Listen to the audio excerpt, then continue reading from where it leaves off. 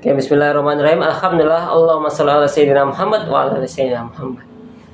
Alhamdulillah, untuk saat ini kita akan belajar ada 6 hal, 6 perkara yang dimana kita harus menggunakan itu semua agar kita bisa mendapatkan yang namanya ilmu. Ilmu itu ada 2, ilmu dunia dan ilmu akhirat. Bagaimana caranya agar kita bisa mendapatkan keduanya adalah dengan cara bersungguh-sungguh dan melakukan itu semua dengan keikhlasan sepenuh hati. Oke. Alhamdulillah, yang pertama adalah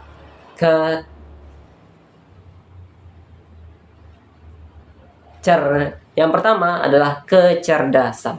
Ingat, seperti halnya video sebelumnya, Indonesia tidak butuh yang namanya orang pintar, tapi Indonesia membutuhkan orang-orang cerdas. Karena banyak di luar sana orang yang pintar, akan tetapi mereka membodohi rakyatnya, akan tetapi mereka membodohi di bawahannya, dan mereka membodohi orang lain.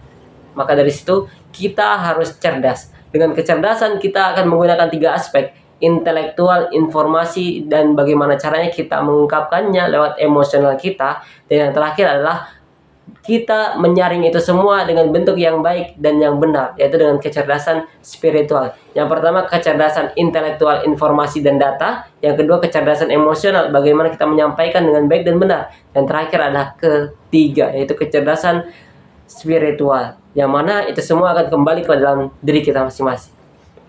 Yang kedua adalah ketamakan. Tamak itu adalah sesuatu hal yang sangat tidak boleh kita lakukan kecuali ada beberapa hal, dan salah satunya adalah ketika kita mencari ilmu, ketika kita bersedekah kepada orang lain dan melihat orang lain, Masya Allah, tabarakallah, mereka luar biasa dalam bersedekah, dalam berbuat kebaikan, maka kita boleh tamak. Dan salah satunya adalah tamak akan yang namanya ilmu.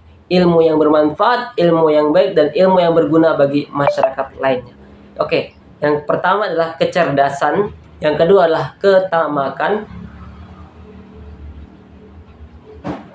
ketiga adalah kesungguhan.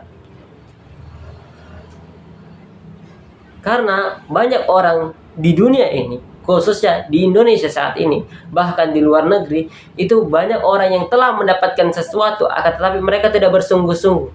Karena kesungguhan ini akan menyatu dan masuk ke dalam diri kita. Ibarat kata, ini semua akan kembali yang namanya keikhlasan.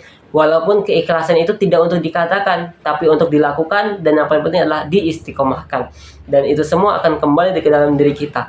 Banyak orang di luar sana mungkin yang memiliki gaji 10 juta atau 20 juta. Karena dia tidak bersungguh-sungguh dalam menggapainya, dalam bekerja, dalam berikhlas, dalam beramal, maka Allah akan hilangkan gaji yang banyak itu dengan beberapa hal ditimpakan kepada yang lainnya. Berbeda halnya dengan orang yang selalu bersyukur. Ketika ia bersyukur mendapatkan gaji 1 juta, 2 juta, bahkan secukupnya, maka dia bersungguh-sungguh dalam mendapatkannya dan juga dalam memberikannya, maka Allah akan memberikan keberkahan. Maka dari itu yang harus kita lihat adalah jalan mendapatkannya dan jalan untuk memberikannya. Yang pertama adalah kecerdasan, yang kedua adalah ketamakan dalam menggapai ilmu, yang ketiga adalah kesungguhan untuk menggapai ilmu tersebut. Karena jangan sampai kita memiliki rasa malas di dalam diri. Karena rasa malas itu adalah sifat dan karakter yang sangat-sangat akan menular. Maka dari itu ketika kita bersungguh-sungguh untuk menggapainya, melakukannya, ikhlas dalam memberikannya, maka Allah akan memberikan sesuatu hal yang lebih baik di masa yang akan datang. Yang keempat adalah dirham atau yang biasa kita sebut dengan yang namanya uang. Kenapa uang itu penting? Sebenarnya kita membutuhkan yang namanya duit, yaitu doa, usaha, ikhtiar, tawakal. Tapi di sini uang itu bisa kita dapatkan dengan cara yang namanya tawakal. Salah satu contohnya, ketika ada anak SD, SMP, SMA, entah itu di pondok pesantren atau dalam perkuliahan, mereka itu dalam konsep tawakal. Tawakal artinya adalah rezeki yang tidak disangka-sangka.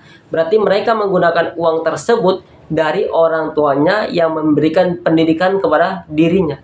Ini adalah salah satu hal, ibarat kata pemikiran dan juga logika kita menggunakannya. Maka daripada itu kita harus serahkan segala sesuatu yang kita lakukan kepada Allah Subhanahu wa taala. Yang pertama adalah kecerdasan, kedua adalah ketamakan dalam menggapai ilmu, ketiga kesungguhan agar kita mampu mengejar ilmu tersebut, yang keempat adalah uang atau dirham atau duit. Nah, ini semua akan kembali kepada diri kita.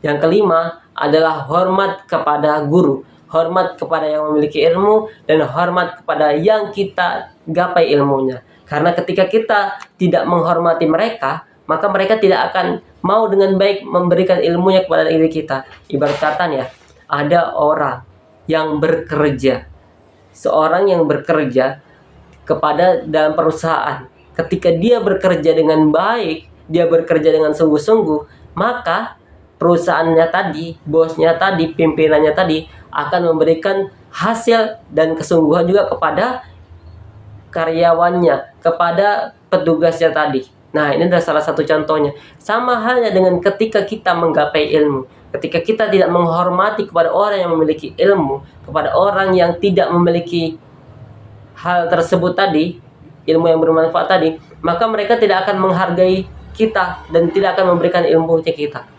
Kemudian contoh yang kedua adalah dokter. Ketika kita mungkin sakit apa itu, sakit perut kah, sakit muntah atau sakit muntaber segala macam. Kemudian mereka memberikan nasihat kepada kita agar meminum obat ataukah menjaga kesehatan ataukah rutinitas kita. Kemudian kita nggak patuhi, apakah kita akan sehat sedemikian rupa? Walaupun memang kesehatan dari Allah. Apakah karena ini ada suatu bentuk pencegahan? Apakah itu bisa terjadi? Sungguh. Ketika kita tidak menghormati mereka, maka mereka tidak akan memberikan nasihat kepada kita sebagai orang yang sakit. Oke, yang pertama adalah kecerdasan, kedua ketamakan, ketiga kesungguhan, keempat duit, doa usaha ikhtiar tawakal, kemudian atau yang uang, yang kelima adalah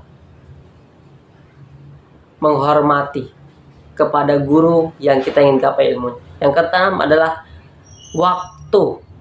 Ingat, di dunia ini nggak ada yang namanya secara instan. Kita nggak bisa menggapai sesuatu secara instan.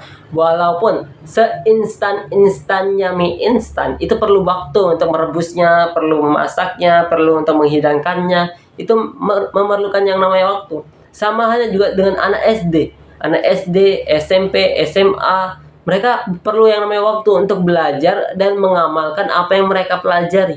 Ketika mereka kuliah, mereka belajar lagi. Ketika kita perguruan tinggi, kita belajar lagi. Dan ketika kita sudah menjadi dosen nantinya, mereka pasti akan memberikan ilmu kepada orang yang berhak untuk mendapatkan. Oke, saksikan video selanjutnya dan Assalamualaikum warahmatullahi wabarakatuh.